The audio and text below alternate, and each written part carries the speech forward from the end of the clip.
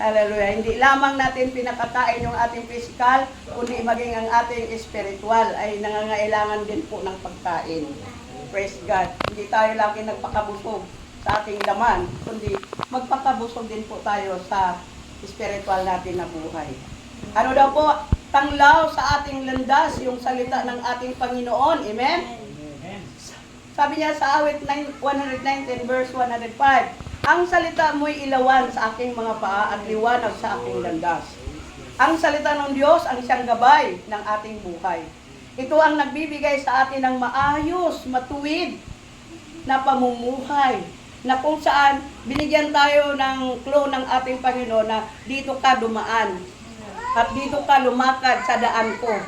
Hindi ka hahayaan ng Diyos na mapapalihis, di ba? Gusto ng Diyos na lahat tayo ay lumakad tayo sa daan ng ating Panginoon. Amen? Praise God. Dahil doon, anong mayroon doon?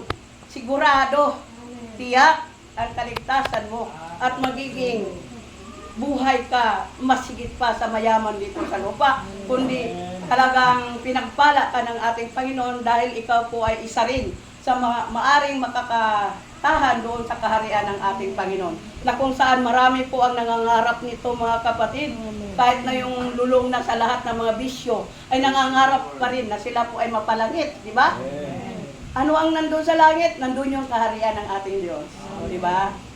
Hallelujah. Kaya kung sila man ay nangangarap ng ganung paraan na sila po ay makarating doon, mas lalo tayo.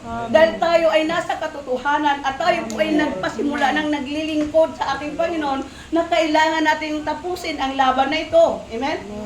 Huwag tayong sumuko, huwag tayong tatalikod, huwag tayong manghina, kundi bagpos magpakalakas tayo sa ating Panginoon.